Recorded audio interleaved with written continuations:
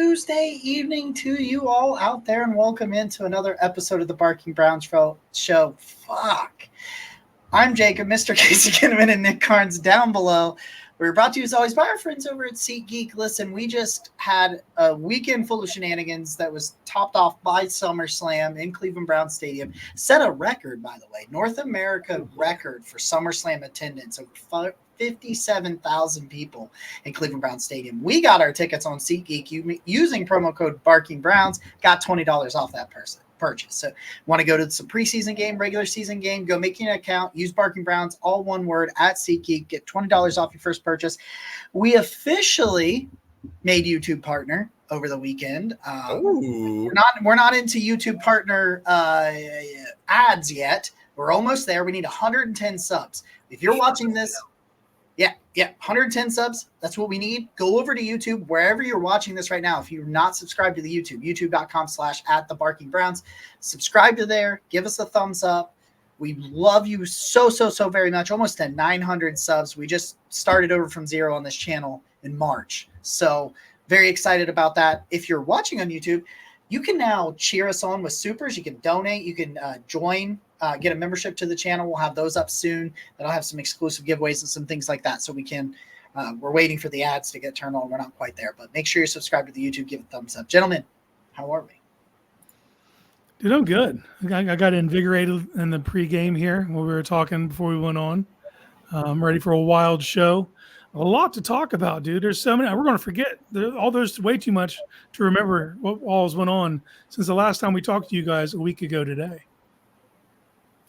I'll tell you what, man, I just wanted to mention one more piece to this YouTube puzzle here. We're closing in on about 100 subscribers between us and a Browns jersey giveaway. I don't know who we're going to give away. Maybe Myles Garrett, maybe Martin Emerson. Perhaps Brandon Aiyuk. Maybe Brandon Aiyuk. Hey, I like that little toss in right there. But I'll tell you what, got to see my first live wrestling event. It was absolutely worth it. I will be going to more. And it was a hell of a show that Cleveland Browns Stadium pulled off. I'll say, too, I looked around the whole stadium, and I was curious to see, just how much had sold. There was a teeny tiny little section in the way up in the nosebleeds that they had a kind of blocked off. Yeah, but aside from that, everywhere else had people. It was really cool to see, and it was really cool for Cleveland to be part of a record-setting night. It was a great show. And just an example of what Cleveland can offer. Because I'll tell you, I was really proud of the city, man. It's like, I think they sold out the Guardians game Friday. I know they sold out the Guardians game Saturday. There were people everywhere. It was crazy. It was really just awesome to see Cleveland so full and so many people having a grand old time in our city, man. I loved it. And we got SummerSlam, Guardians, and my trip home from Cleveland stories coming up at the tail end of the show. We'll also talk about Deadpool and Wolverine. Oh, yeah. Now that all three people, I've seen it twice now.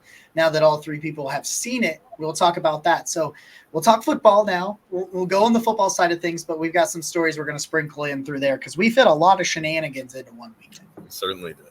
So a lot of shenanigans and a lot of bathroom trips. Anyway, so we'll start with the Brandon Aiyuk stuff. I mean, there's nothing going on, right? There's nothing going on right now.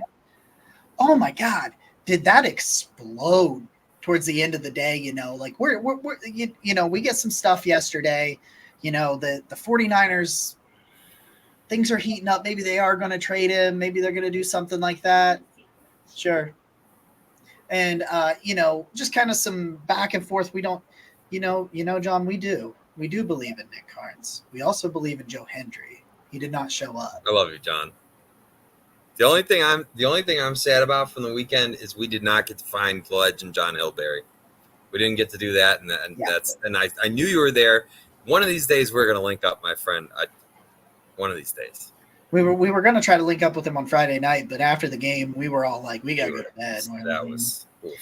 But then the Aiyuk stuff actually kind of blew up after I went to sleep, it feels like. All of a sudden they said, hey, the Browns and the Patriots have the framework for a trade that the 49ers have agreed to.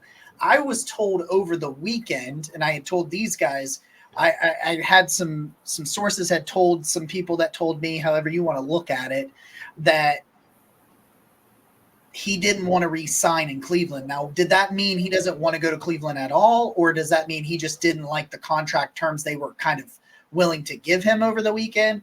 That was kind of the holdup, and it sounds like last night that's where they were with both the Browns and the Patriots. Was the Niners will agree to this agree to whatever compensation these two teams are offering for Aiyuk, but the holdup is going to be Aiyuk agreeing to a new contract.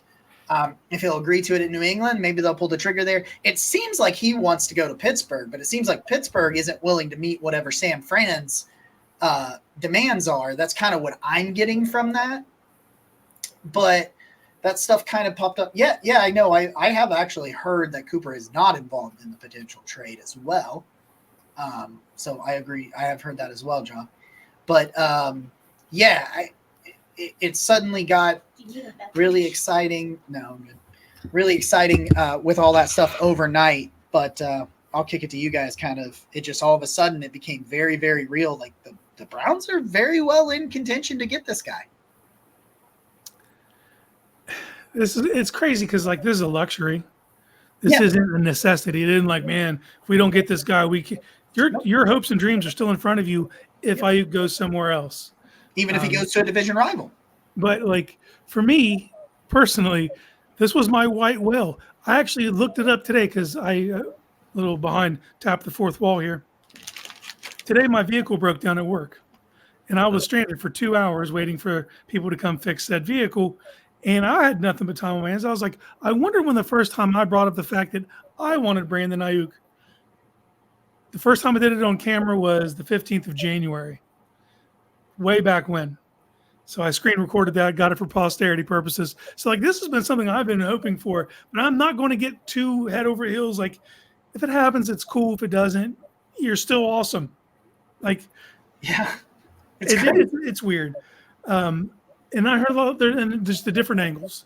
Yep. Everybody's like, well, why does New England want him? They're going to be any better. Why would New England? Why wouldn't you want this guy? If you drafted a quarterback to be your future, if you can marry him with a legitimate 1A receiver, you do that. So I get why New England's doing it. Yeah. They have the resources. If I'm them, I'm doing the same thing. If you look around, another side tangent. So when I was doing research for an article about Denzel getting snubbed off the NFL's top 100, I was looking at the overvaluing of wide receivers in this list. Out of the NFL's top 100, there are 20 wide receivers. Like wide receiver is like right now it's the big shiny thing. There's more wide receivers than quarterbacks on that list. It just shows you where they're at. There were 16 quarterbacks, 20 wide receivers. It's a necessity for a lot of teams to go get a true one. That's what Aiyuk is, man. I get it, dude. He's 26. He's got everything, dude. He's literally separator, route nuance guy who can win contested catches, dope with the ball in his hands after the catch. Like, I've legitimately seen people on Brown's Twitter be like, I don't want him. What's the big fuss about this? And if you think what's the fuss about Aiyuk, I saw someone say he was a low end 1 to a high end 2. You're not paying attention. You were not paying attention. He is the complete package. I put this out earlier, and I see Casey's like, yeah. But before I go into it, I just want to say, John, I appreciate you being here. If you don't know, John has founded and really grown the Lake Erie Emo Club, which I would love to see. There's a lot of emo nights that he hosts, and I'm soon trying to be a part of one because they look packed. I know they're selling out, and he's doing all kinds of cool stuff. So shout out to you, John. But I just want to say, I looked this all up earlier, and I put the tweet out there. And Brandon Aiyuk would have led the Browns last year, and I get it. He wasn't Brown, but just for comparison's sake, he would have led the Browns in receptions, yards per game, yards per reception, and touchdowns. And yards, right? Like total yards. Yes, in yards. Sorry. He had like 1,300 something, and Amari had 1,250 to lead the Browns last year. And that's important because Well, there's a few things here. Number one, Brandon Aiyuk plays in an offense with all kinds of elite weapons that all get large shares and command targets. He's certainly not the only person there. He's not a vacuum. And secondly, the 49ers threw the ball the least times in the entire NFL last year, which feels like a really bizarre stat.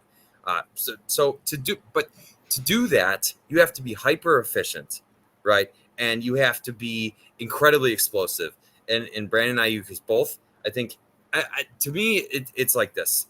You look at the Browns have the question of who will be their alpha for, let's say, the next 4 to 5 years, somewhere in there, right? That type of, let's call it 3 to 5. And right now, Amari is that alpha. And we're hoping that maybe Jerry Jeudy, who is 25 in his own right, could ascend to that. But there is no doubt that Brandon Aiyuk could be that alpha on your offense for that window of time. And that's what you're looking for right now. All these guys, like Myles Garrett's 28, Nick Chubb's 29. You look at David Njoku's 28. Jack Conklin and Wyatt Teller and Joel Bitonio and all these guys are right in that place where they're ready to compete now. That maybe in 5 years that they won't be in that same prime, right? So getting Brandon Aiyuk is just one more piece to maximize this window right here, right now, when you have this collection of talent. And I've saw some conversations today that were like, well, what's the plan beyond this year, and what's the Browns cap space situation, and all kinds of questions. And I understand that, but the point is, you're trying to win here now. And Brandon Aiyuk not only answers now, but he helps you answer this window that they have built. And so to me, it's a no-brainer.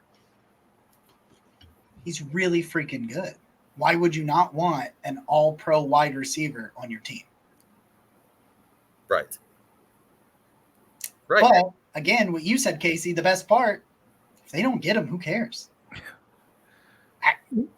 Doesn't change anything for me. I mean, it's this season. Maybe it would down the line, but like for what we're dealing with this season, it's your dreams are still your dreams. Your hopes are still your hopes. The North is still the goal. That doesn't change whether you get Aiyuk or you don't get Aiyuk. You get Aiyuk, you just expect him to be even better. Mm-hmm. You know what I mean? Aiyuk, that puts even more pressure on Deshaun Watson. It does put a lot. Yeah, it does. It absolutely does. You have no excuses. You really have no excuses.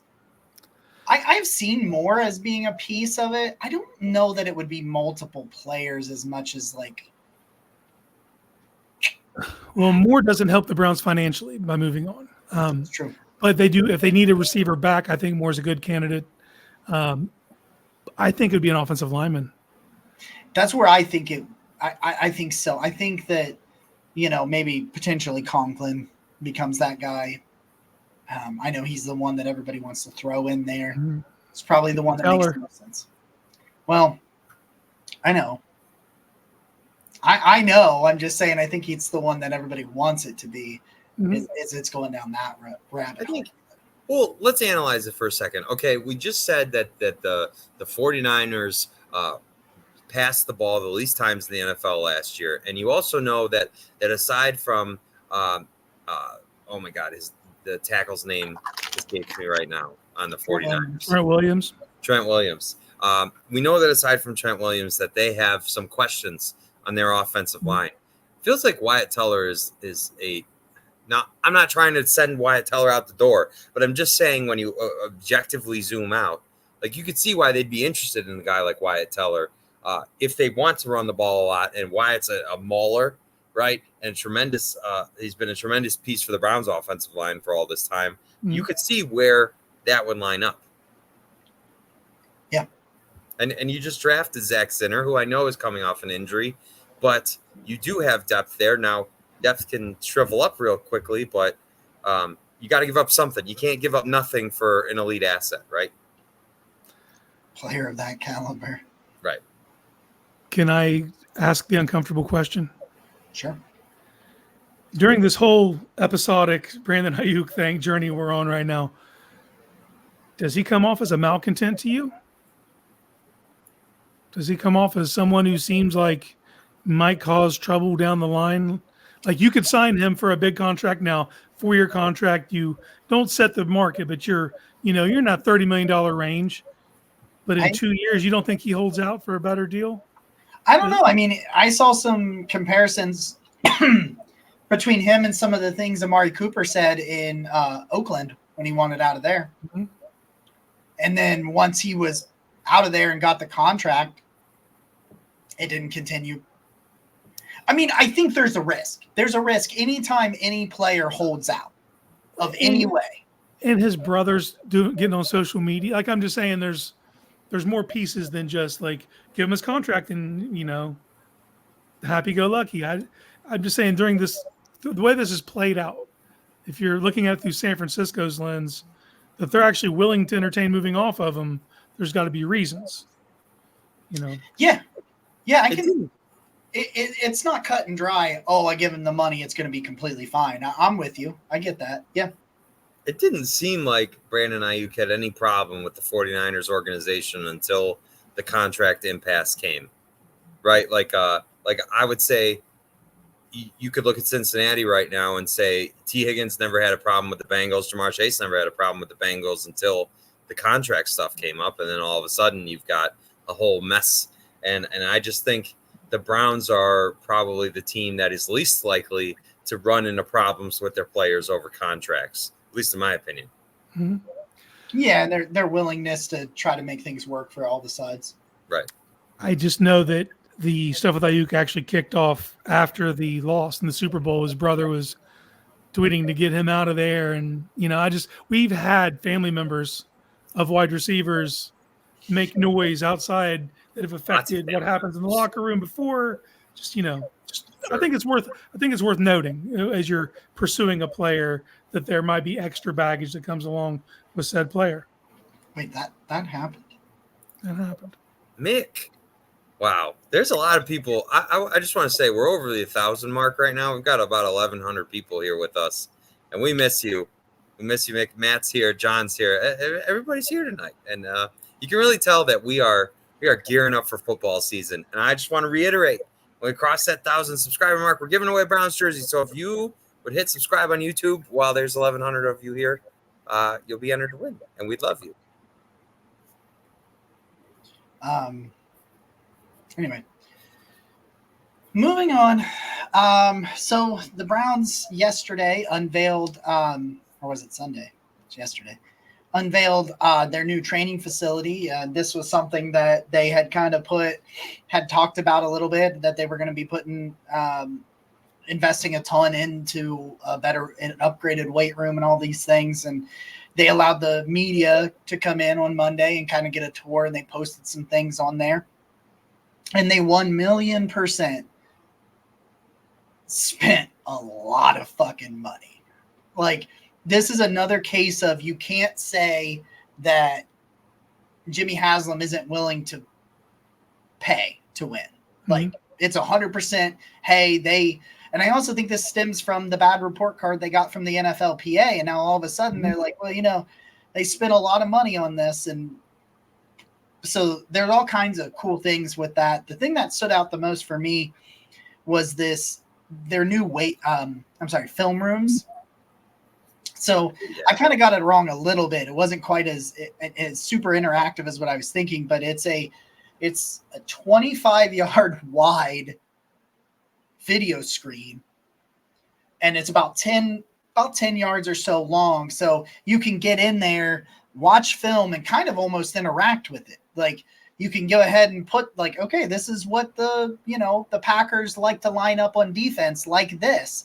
And you literally not only are looking at it on the screen at your desk going, oh, okay, so they shade over top of the guard here, and they like to be here, and they like to be outside the tackle, right over top of the center. They like to play in the – no, you can literally walk up there as if that Green Bay Packer is right in front of you, and you can line up. And I think I heard Jake Burns talking about it a little bit on the Browns Film Breakdown, talking about it's really going to help box players, the offensive linemen, the defensive linemen, the linebackers, things like that. And I think it could also really help some other positions as well. But yeah, you're going to be literally like That's state of the art shit. I would have Yeah. never thought about something like that. I would have never. But it's like when you see it explained, you're like, holy shit! Like that's a really great idea. And that was a lot of money. Yeah. My first thought is I want to make a proposal that we change Jimmy's last name to Pockets. Yeah. Jimmy Pockets. Don't play around. Like like you said, man, like they got that bad report card. They put there's a solution on the way. Here it is. But when you start talking about the film application and with a field, it has turf in front of it. Yeah. You're dealing with a younger generation of players, and I'd say more so now than ever, these players are more visual learners than they are book learners. They would rather be in these environments than sitting at a desk. You know what I mean? This is interactive. And you start talking about that, and I didn't have that when I was playing, but I could imagine if you're actually looking at the splits and you're seeing it in real time and how like you said, how a defensive tackle might shade somebody if there's a blitz coming off a scrape off the back, and you can just get these little micro tells of being that up close and personal, man. Like it's the attention to detail, it's the small things, and like this environment just fosters an understanding of what you're actually going to see on game days, man. Shout out to Jimmy Pockets. Hey, we're checking in from North Korea here too. We got Australia, North Korea, all kinds of places. This is a fun. You can tell football's coming back, man. It makes my heart so happy. But to both of your guys' points, I put this out the other day, and maybe it was a little too far. I can admit that. But I asked if Jimmy Haslam was the best owner in football, and my points are this: he spends the most money on players in the league. He also clearly spares zero expense on anything that could possibly help these guys win. Anytime the players have media availability, they talk about it. And all those NFL report cards come out that are like purely anonymous from the players. They talked about the weight room, right? They talked about some other issues that they had with the team, and you can see that they're listening because Jacob, you started out with talking about the weight room. And we saw those facilities, and there's all kinds of upgrades that they're doing. Nice weight room, man. They really put some money in that. Right. And so you just see that if there's a resource out there that could be used for the Browns to help them win, Matt's over here saying that they may have been using VR, that Jimmy Haslam will invest in it. And I love seeing that so much. And I just want to finish that the final point. It's like, Jimmy Haslam has to sign off on like the incentive laden Nick Chubb contract. Jimmy Haslam has to sign off on keeping him right, doing right by him, and giving him a chance to make all that money as he's coming off injury. Jimmy Haslam has to front the money when the Browns guarantee a bunch of Amari Cooper's contract, and on top of that, give him a raise because he has been productive for them. You can just see that he's sparing zero expenses, doing everything he can to try and help them win. And probably most importantly, he's clearly just stepped back and let the experts that he hired just do their jobs, sign them to extensions. The first total regime to get an extension since 1999 really provided stability. There's clearly something changing because every time the players speak, they always talk about that, and it's so cool to see. The Browns are upgrading their facility in Brea. They're every time. I haven't been to training camp yet this year, but every time Jacob and I were there, we took note of the fact that the surrounding area, you could clearly see that the Haslams are buying houses around there to expand the facility itself. And I don't know what it's going to look like when it's all said and done, but they're turning it into a mega place, and it's just really neat to see this type of backing behind our football team. Nick, I think it's important that there's a caveat. If you were to say Jimmy Haslam has been one of the very best owners in the NFL since 2020, I don't think anyone could argue with you, man. Yeah. And it's since he learned his role, because people don't understand. Like when he came in, he was a brand new owner. He had been involved with the Steelers ownership group, so he saw it from that lens. And then when he stepped in, he was a little more hands-on, wanted to be more upfront, be more of a face of the operation. And I think after he figured it out and finally settled it in, a lot of us probably listening to DePodesta and just settled into his role as the pockets, man. Dude, this has been a pretty smooth operation since that moment. Now, it was rough up until 2020. It was. I mean, I don't even know when we finally got Hugh off the books.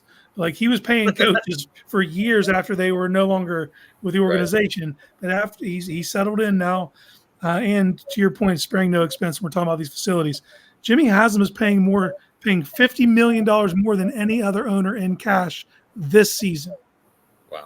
Wow. That's how far the Browns are in cash spending over everyone else. That only happens if you have an owner who is all the way the fuck in. To Mick, to your point, man, I just think Jimmy Haslam is giving the Browns every reason, every resource, and the talent on the field to win. It's up to the team now. He has laid the foundation for them to be successful. And I think you put it really well there, Casey. Yeah, as soon as he got the hell out of the way. As soon as he got out of the way, right? It was real bad. It was real bad initially. But dude, you're not a GM. Like, stop trying to be a GM. Right. Don't be taking people that are homeless people on the street that are telling you to draft a quarterback. Like, was there a small part of him that wanted to be a little like Jerry Jones? Oh God, you think that's what it was? Well, he was a minority. I mean, you got to remember he's a minority owner for the Steelers before he buys the Browns, and he got a little bit of a taste of that, and then he thought, oh, I can be Jerry Jones, and I can really turn around an organization that has not been good in a long time, and then he was like, man, why does this keep happening? And DePodesta's like, you're not letting anybody you hire do their job.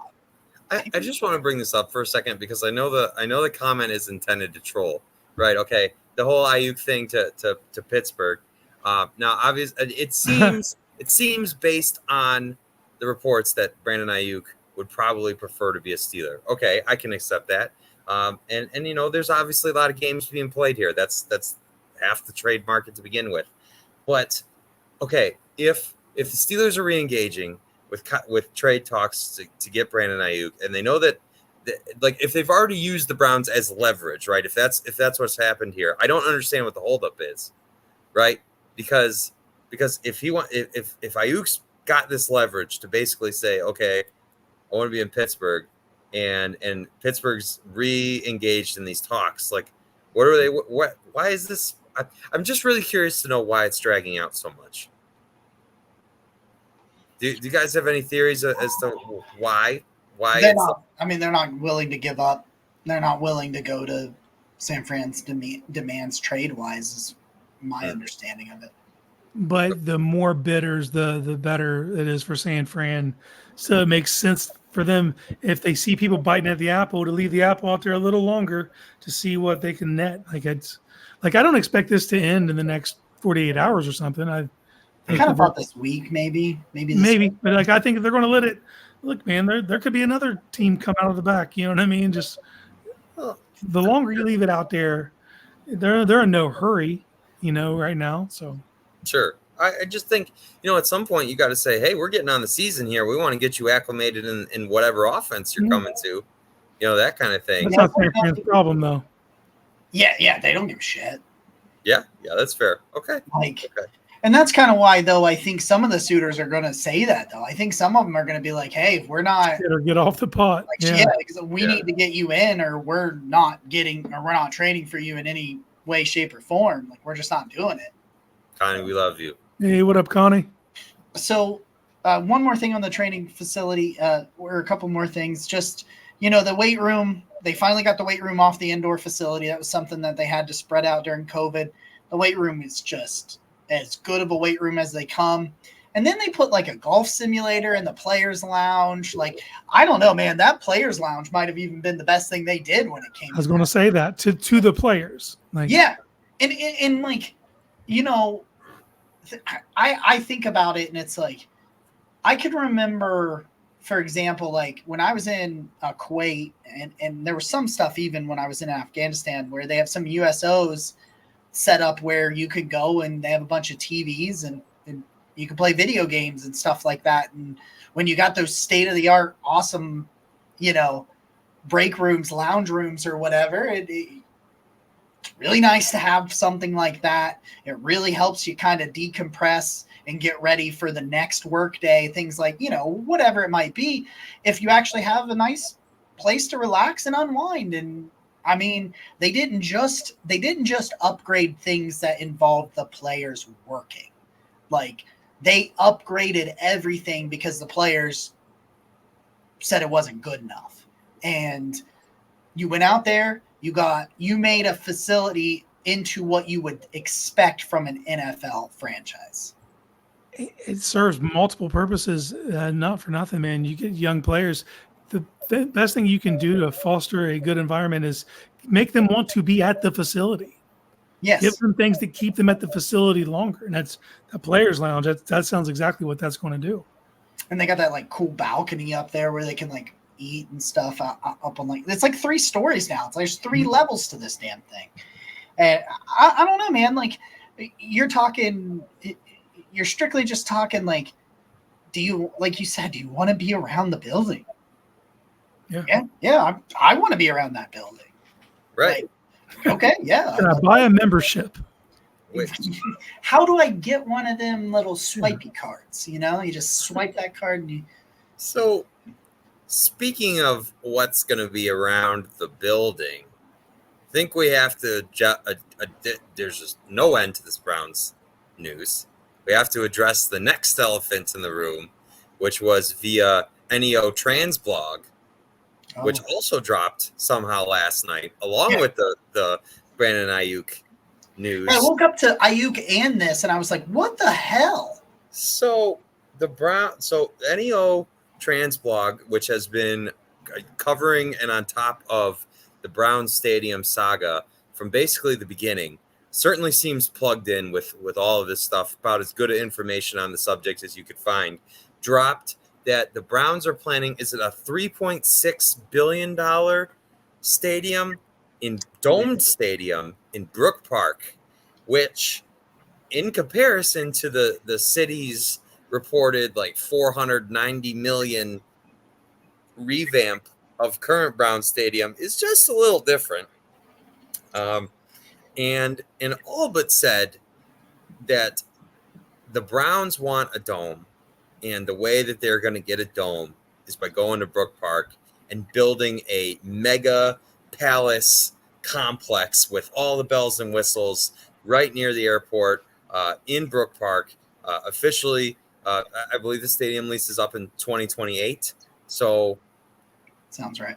I'm not sure what the exact timeline is, but the important part is that this is probably the most sure it's looked throughout this saga that the Browns are going to end up in Brook Park. And so I'm curious to what your thoughts are on that. Have you read the NEO Trans article? Where are we at here? Honestly, I haven't read it just because that's what I expected. Okay. Yeah, I think that was the final destination of this. But as far as timelines, like the lease is over after the 28 season. But like, to be realistic, the actual timeline is how soon the shovels have to be in the ground to have a stadium completed by the beginning of the 29 season. 29, yeah. Like that's the timeline. How long is it going to take to erect this mega structure? So I honestly don't think it's going to be anything less than 3 years.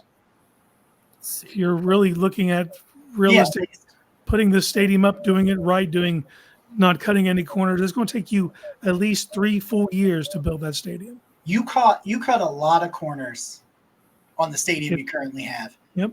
You cannot do that again, because I saw some things, I saw Ben Axelrod talk about like going to Cleveland Browns Stadium over the weekend and being like, it's a dump. And as far as stadiums go, it is. It is. It's rust. Nick, you even pointed this out.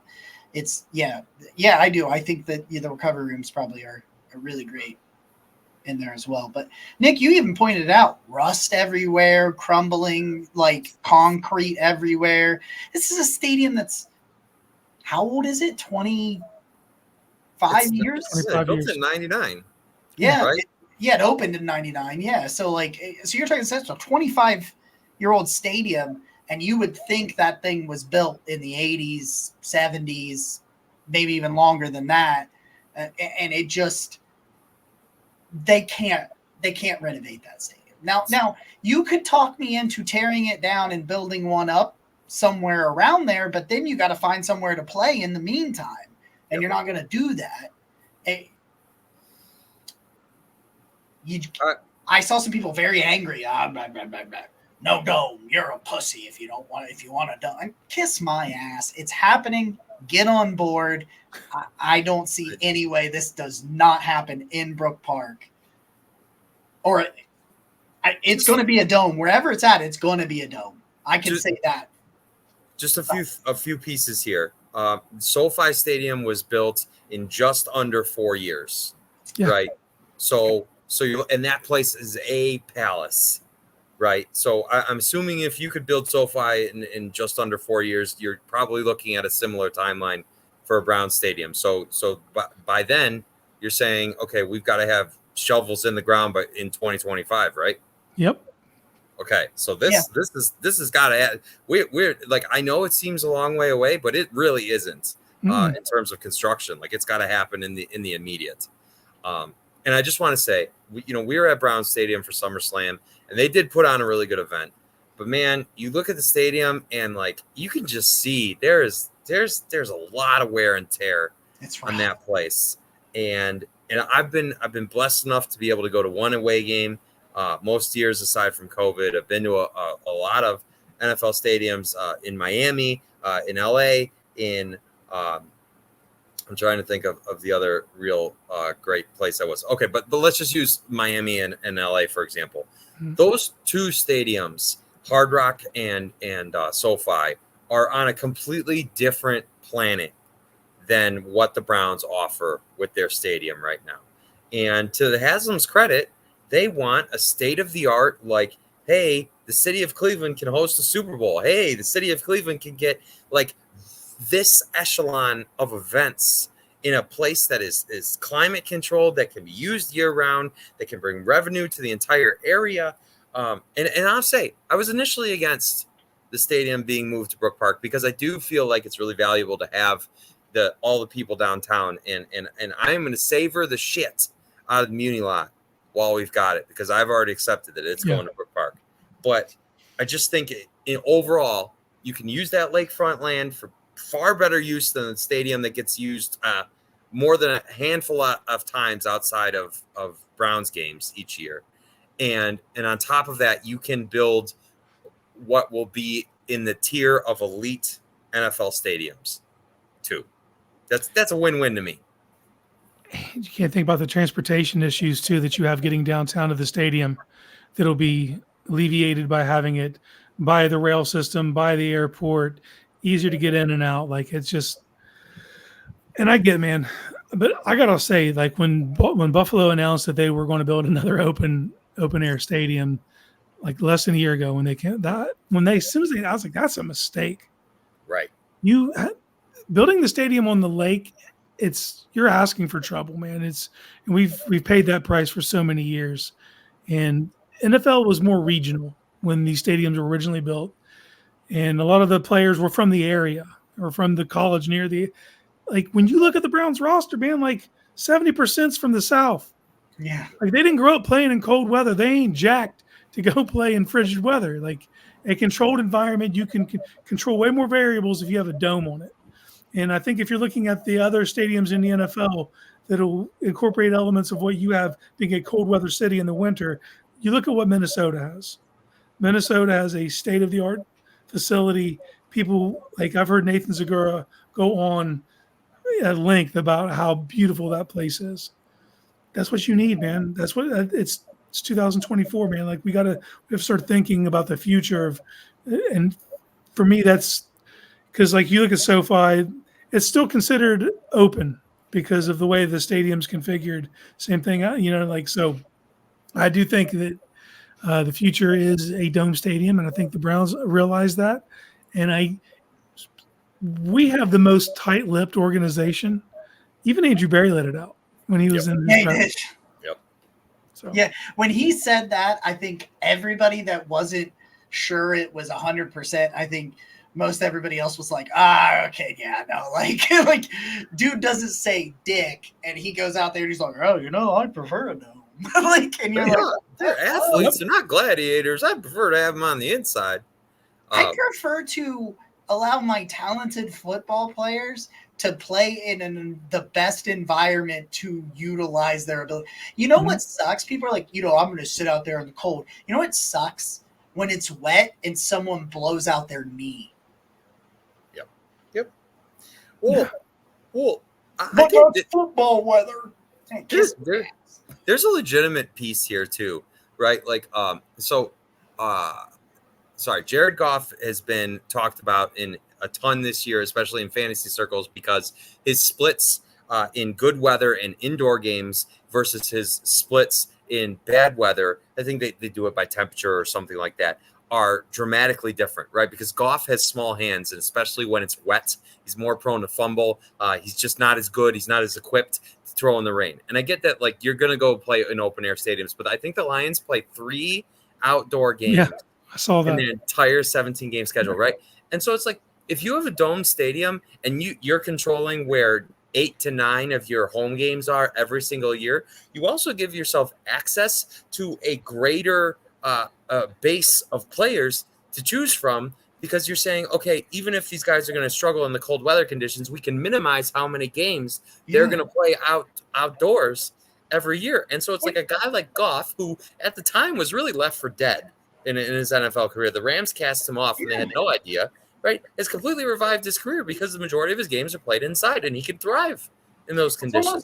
It's almost like good condition makes for better football. Right. No. And that's wild to want that. That's the other point, Jacob. Jimmy has been spending, Casey, you already said it. Jimmy has been spending $50 million on players every year, or this year, than any other team. So if you are putting the most talent on the field on a consistent basis, and your ownership plan is to continue doing so, why would you not want to give them the best conditions to show and use their talent that you can give them?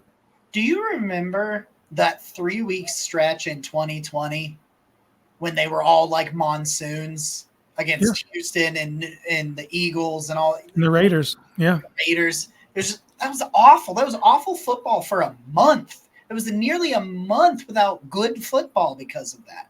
I do think it could help attract more people. I mean, you're talking about, like, one thing I heard about Aiyuk is like, exactly, that's a West Coast guy, and that might be some of his hesitation to go to Cleveland or New England or whatever, because, like, he was Arizona State, right? Yeah, Arizona State and then the 49ers. Like, do you really want to go play it, in that weather? And it's like, well, if the Browns don't play in that, what's a place that has terrible weather, but nobody ever thinks about it when they go to play, when they go to sign there? Minnesota, Detroit, those places get, nobody ever talks about it. And you don't have to worry about the prospect being like, oh, I don't know if I want to go there, because they know they're not going to have to play. Yeah, they're going to have to deal with going to practice, driving in the weather and stuff like that. But, like, you're not going to have to worry about players saying, well, I don't like the field conditions or the weather I'll have to play for in Cleveland if there's a dome. And I get it. I get the nostalgia part of it, because I know I'm a very set in my way routine kind of guy. The way things are, I like things the way they are, and when they get changed, when things get changed, you don't have to have artificial turf.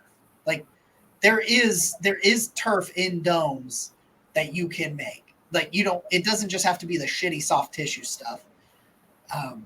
Because what's a place that isn't a dome that sees a ton of injuries? San Fran. FedEx Field. San Fran Stadium. They're open aired stadium. There's a lot of injuries that happen on there. Yeah, the turf issue. MetLife's another one, open air stadium. Yeah, I understand the turf side of things. I do get that aspect of it, but there are plenty of domes that the turf isn't an issue. Yeah, I'm just saying. Yeah, some of those domes are actually able to wheel their grass out into open air, like in Phoenix. They're able to, like the Cardinal Stadium, they're able to pull their grass out on wheels, and you're not going to have those kind of luxuries. But yeah, man, it's 2024. You can figure those things out. And I do want the players playing on grass. Like that is Yes, yeah. something I want. But I don't know, man. This is the direction it's going. Like you can oppose it all you want. Like this is the direction this is heading. I think the writing's on the wall. I just want to say something to MC's point. Even if the Browns revamp Cleveland Browns Stadium, which I think we're all on the same page here that that's not going to happen. Those costs for revamping the stadium are going to get passed on to the fans, just like building a new stadium. They'd pass on the costs to the new fans. Like I think no matter what you do, it's going to be more expensive to go to NFL football games, and that's just that MC. I very much agree with you. Is just kind of a sad reality of it's already here.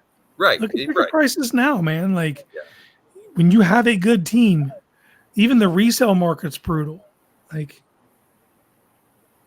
yeah. So I just think that it's bigger than just having a dome. Like this stadium, I believe, is going to be the Haslam's legacy as ownership. They want to build an iconic place of football in the state where football was invented, where the Football Hall of Fame is, where a place where, like, you know, I get it. The players are being paid substantially to go outside and play in the elements and all of that stuff. But there's just other pieces to it too. Like if we're talking about, you know, players that are from the South, players that are from the West Coast, whatever, like your families are much more like, you know what I don't want? To have reports after a playoff game that fans that came to the game had to get fingers it's amputated because they got fucking frostbite. That's the wildest shit. But we saw it this year, like literally right now, or like we're in Buffalo and we are literally crowdsourcing, shoveling snow out of the stands. Like what is that? Like, hey, you want a discounted ticket by going in here and shoveling? Wow. Like I get it, we're not Buffalo, but still, like if Cleveland hosts a playoff game, you could get heavy snow and have to. Or do you want to reschedule and lose home games like they've had to play another? Too. You know what I mean? That's a thing. That too. Or learn terms like you brought up the Raider game, Jacob. I had to learn what grapple was. What, like just absolute nonsense of Cleveland weather, man. Like we literally had a tornado warning today. That's a whole different thing. But I just think that this is a train that's already left the station. Browns are going to build this mega complex. Exactly. And you know what's cool? You know what's really cool? The airport, the Hopkins Airport right now, I think is going under a $3 billion. Oh, we have a guest. The legend, Buster himself. We could do it. We could have dueling Busters. I have a Buster. Yeah, Casey's dog's Buster. Oh, really? Yeah, we could have dueling Busters on here. I love that so much. Yeah, Buster. Maybe for a Victory Tuesday, we could have dueling Busters. Yeah. Buster is an Aussie Shepherd Blue Heeler. He's 11 weeks old. We love him. He's good. Love him a lot. He likes to bite things, but overall, he's a good boy. Love it so much. I just think this train's left the station, and we are going to have, like, they're putting $3 billion in the Hopkins Airport. That area is going to be really cool. As somebody who's pretty local to that area, to see the transformation that happens. I'm really excited about it. And I think that they can just better use the land in Cleveland. They've started to really develop the waterfront there. So I hope that they do. And we're already 50 minutes into this thing, and I feel like we haven't even touched on camp today or topics. It's just crazy. It's a good thing we've got a Friday show coming up. Ooh. Before we get out, though, I do want to talk about something that's kind of just now hitting me, the full weight of it. Okay. We got through a whole season last year with just a litany of injuries. It was flabbergasting at times. Like you would just wait to see after a game and see how many people you were out for the year, you know, and it just kept happening. But it seemed like to be mostly offensive. Can we agree that, like, it felt like it was like a plague over the offense last year? Yeah. Quarterback, running back, tackles. It just was like Man, how much can you overcome? So you're thinking, okay, well, it can't be that bad this year. It seems like it just shifted to the defense now. And it feels like everyone's just banged up, man. And it's It feels like, though, right now, it's mostly just camp bumps and bruises, I think. You haven't no, had any- you got 2 surgeries that happened right before camp started on the defensive side of the ball. Yeah, but one was a knee scope. I don't get that worked up about a knee scope. I just You luckily worked up about not being able to implement your new defensive alignments because you're missing the guy that makes it all possible. that's fair. That's definitely fair. There's you know what, at least knock on wood, it's like Zadarius Smith avoided a really serious knee injury, right? That would have been pretty devastating for him, and so that was good news.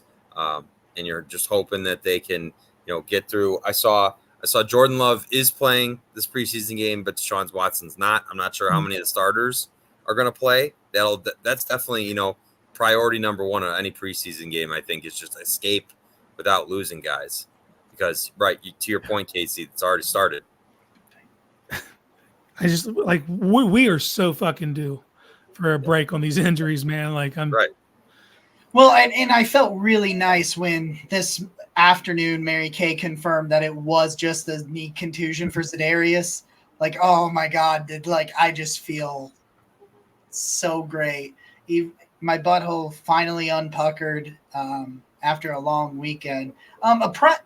Programming note moving forward. So we're not going to live stream these preseason games, mainly because I forgot I already had plans for Saturday's game. In the middle of last Saturday, I was like, oh shit.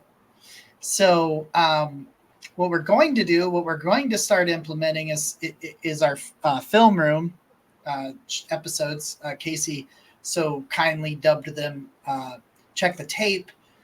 So starting next Tuesday, we're going to start doing some film reviews of the preseason. We'll do it after the preseason game. It's going to be a little bit a trial and error for us moving forward on some of this stuff. We're hoping to have everything the way we want it when the season comes. But right now, for the rest of the off season, we expect to drop episodes on Tuesday and Friday nights.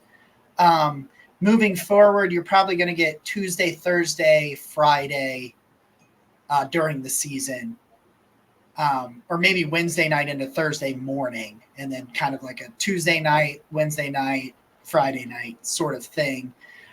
We're trying to make sure if anybody understands copyright really, really well when it comes to showing film, please let us know. But we're going to show as much film review as we can as we go over some of those things.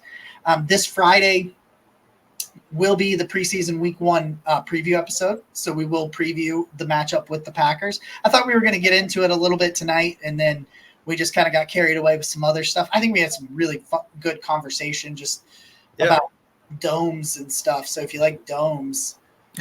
Well, apparently 1.8 thousand people do, because that's how many people we have rocking with us right now. Yeah, that's you psychos. I love you guys. That's a new show high. That is a new show high. And so we love you. We had many shenanigans this weekend. We did. Many shenanigans. On Sunday, I'll tell my Sunday story, and then if Nick has any other stories he wants to So our plan, Connie, for this is 8 p.m. on Tuesdays and Fridays for now. We definitely got to get better at that, and that's something I can do a lot better, is like just putting out when we're going to be live and what we're going to do. And so, Connie, I promise you we will get better at that. We're trying to get that into a rhythm for the season. So that's what we're trying to work out. Once we lock that down and we get kind of our bearings, we're going to keep it through there, because the off season can be just so unpredictable and a lot of stuff going on. And I was on vacation. I was up in Cleveland over the weekend. Casey was in Florida, we were all, that's why we didn't do a second episode this past week. And, but we're going to move forward with that schedule for now. But we'll keep everybody updated on that stuff. So we tried these slider dogs on Friday. So Friday we go to the Guardians game. Met up with our Casey doesn't know the last part of this story. He knows part of this story, so he's learning this. I still don't think he'll laugh as hard as my wife did. My wife, I thought she was gonna piss her pants. Bless her heart. So we hit the slider dogs that you can get at the Guardians game. They put Bacon, macaroni and cheese. Macaroni and cheese, bacon, and Fruit Loops on this yeah. hot dog. And let me tell you something. Delicious as hell. It Loved was. every second of it. I mean, the sweet and the savory, it was fantastic. I thought it was great. What wasn't great were the 3 days following it where I couldn't stop pissing out my ass. Oh man. Just good old fashioned food poisoning. I woke up at 6:30. We went to bed around 12:30, 1 o'clock. Something like that. 12:30, 1 o'clock Friday, Saturday morning. I get up at 6:30 because it's go time. It's go time. So I go to the bathroom, use the bathroom, like, oh, okay, whatever. Sometimes it happens, the first thing in the morning, you gotta go to the bathroom, you're like, oh, okay. We decided, I didn't know that you could do movies at like 10:15 in the morning. I didn't know that was a thing. But there was a 10:15 showing of Deadpool and Wolverine. I had already seen it. Nick and Avita had not seen it. So we went over there to watch it. I get a little bit into that and I realize I need to go to the bathroom again. So we make that. I do that sort of thing. Come Sunday, it's time for me to go catch the bus back home. As I get there at 11:15, my bus is supposed to be there and leave at 11:30. I realize I've really got to go. Now, this bus station did not have a bathroom. No, did not have a bathroom. Nowhere was there a bathroom at said bus station. Also turns out I was not at the right bus station. So because my first thought was, oh, I can just hold it for 15 minutes when this bus gets here. I know people won't like me, doing this on the bus, but like there's just no option. There's no options in that. So it's like, okay, the bus is going to be here in like 15 minutes. At this time, it's probably 11:20, so 10 minutes or so. The bus will be here. I'll use the bathroom. We'll move on. I'll ride home. Everything will be fine. No, I'm at the wrong bus station. The bus station, a half a mile down the road, a 5-minute walk down the road is where I should have been. I start trying to live track this bus. Like, where's it at? And all of a sudden I realize it's moving away from me. And so about 11:45, it starts to really set in on me that I have missed my bus. That I'm currently stranded at a bus station in Cleveland. Not totally stranded. Obviously, Nick was around, and that ultimately was because I dropped Jacob off, right? I was like, hey, man, great weekend. Love you. Have a great trip. Good luck with the shits. So we're trying to figure out. I told my wife, I'm like, this is what happened. She's like, oh, my God. So we're trying to figure out what's going on. Is there another bus? Is there going to be another bus that leaves from here? And it's like, no, the GO bus that I had used was not leaving again to go from Cleveland to Athens until Sunday or until Monday. And now it's about 12 o'clock. I've been there for 45 minutes or so. And I realized that I can no longer suppress this. And I am like trying to figure something out. At this point, I had sent I don't think I'd already sent the message to Nick, but I was getting ready to. But I'm like, I gotta go right now, and I have no idea what I'm gonna do. Like, there's not a restaurant across the street. There's nothing there. There's nothing. Nope. And I looked over, and there were a lot of cattails that were about taller than me in the back of the parking lot. Some nice shrubbery, nice landscape. So I trudged my way 15 feet into said shrubbery, and I did what I had to do. And What was that, Jacob? I pooped in those weeds. Yeah.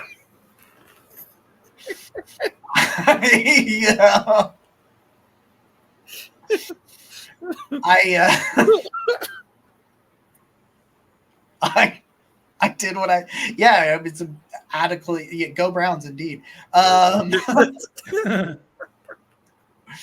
It might, and I'm like, okay, so I did what I got to do, and I'm like, and then so I just run back out of the weeds. I look around, nobody sees me, at least that I know of, and I'm like, oh my god. Only Lugia. Yeah. And then so like I call Nick, or I text Nick. He calls me and he's like, what's going on? And I'm like, listen, I just pooped in those weeds. I talked to my wife first. I thought she was going to pass out because she didn't breathe. She was laughing continuously for like 5 minutes. She didn't say a word. She just laughed at me for 5 minutes. I call Nick and I can just hear it because he realizes I was telling him the truth. This was not this. Oh, well, I got food poisoning myself, right? Yeah. And it literally lasted until yesterday. Yeah. So, and so then he comes to get me, and we're trying to figure out how I'm going to get home. But I'm like, but first, can we go back to your apartment? Because I got round 2 on deck. Like, we've got it. So we go back, and I did what I had to do. And then they were very, very kind to me, and they drove me to Columbus, about 2 hours to Columbus, where I was able to jump on a bus and ride it. Well, I had my bag for the weekend, so I pulled out a pair of underwear that I had worn on Friday or Saturday, and I used that as toilet paper, and I left it in the woods. Because I asked him, I was like, did you use leaves? Did you? No. A cattail, I now own one less pair of underwear. Yeah. A solid move. I respect it. And then we are hauling ass to Columbus so I can make this bus. Because we got like a 15-minute window to like get to Columbus before this bus leaves. Like, we're like, okay, if we leave and it takes us like 2 hours to get to Columbus. And I think we got there with I think from the time we got there and the bus left, it was about 8 minutes from the time we pulled in and left. But that also included pulling over at a Wendy's on the way down there because I had to go round 3. Mount Gilead, maybe? I think Mount Gilead. I was going to ask if there was more shits to be had. Yeah, and then there was multiple yesterday. So because we're hauling, right? Because I'm like nervous. Columbus is like the driving hell of Ohio, right? For anybody who's never driven in Columbus, don't drive in Columbus. Fair. So I'm like nervous because we've got like this really small window to get Jacob to this bus. And I'm like, we're going to hit traffic in Columbus because there is never not traffic in Columbus. So I'm like trying to, give us a little buffer. And I just look at in the rear view mirror because Jacob is sitting in the back and his face just like does one of those like, and his eyes get real white. And he's like, we got to stop right now. I said, we got a problem. And he said, what? I said, I gotta poop.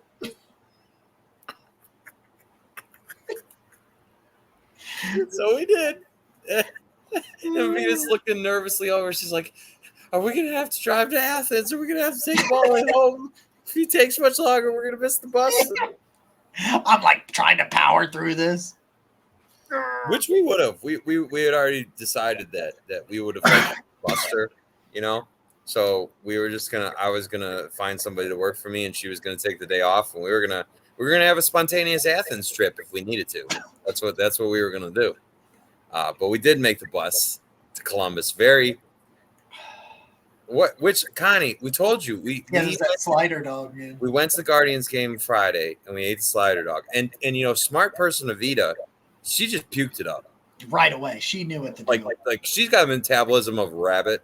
And so she knows immediately when she's going to when something's not right. And so Jacob and I were just sick until Monday. So I think we need to put the filler out there, though. Who else watching this now or later is a was at that game on Friday and had a slider dog. Eddie was fine. Our good friend Eddie Eddie. McDonald, he was there and he was fine. There's got to be a wider sample size, though. Like there was a lot of people right there. now we're Someone's going to hear this. Like I had a slider dog and I shit my brains out for 3 days. Right. There's got to be. And see, find me on Twitter at Roachism13 and let me know if you also had the poops. Because here's the thing. Here's the connecting piece. Okay. So originally, Jacob and I, we were sitting in the family section, which is like in right field. It's like above right field, and the slider dogs you get are on the first level. We had to go down and around. Like we So had to travel. So it's a walk. It's a walk, and no big deal. But so Jacob and I go there, and we get the slider dogs with Eddie, right? But then Avita sees them, and she's like, well, I want a slider dog. And I was like, okay, I'll go with you. So we literally, so there's probably like half an hour between the two consumptions of said slider dogs. And she also got sick. So it wasn't like just like one batch or whatever, right? Because I'm assuming more people ate them between then. And she got sick too. So I don't know, man. I can't imagine. If you had the misfortune of eating that thing on Friday night, well, you got Iron Belly Eddie over there. We will save the Deadpool Wolverine conversation for Friday after our Packers preseason preview. Can't wait. Oh, man. The Browns play a preseason game on Saturday. We got Jameis Winston, DTR. We're going to talk all about it on Friday because our Friday shows are back, baby. So, any final thoughts, gentlemen? I'm not eating another hot dog for at least a year. Oh, let me add this real quick, okay?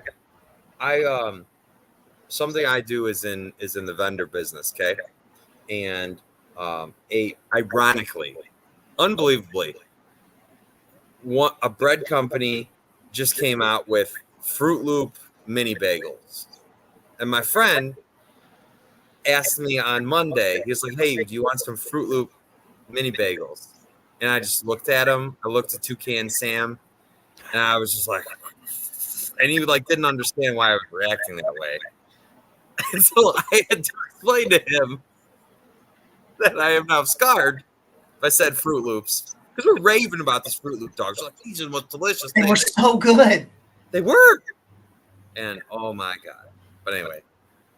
Before you say that, Jacob was no can Sam at the back of a bus station. Yeah. Yeah, that was. Ooh. Hey, we are at 1,972 people here right now. If you would consider subscribing, if you could consider buying some of the wonderful homage gear, if you need Browns gear for the new season, we will have it for you. I'll drop links in the description, and we'll make that happen. We love you. Thank you for the most valuable thing you can give anybody's your time, says the great guy up there, wise guy. And with that being said, this has been a Brandon Aiyuk, Browns state-of-the-art facility, new dome stadium coming, poop episode, Barking Browns show. I'm Nick. He's Jacob. That's Casey. Go Browns.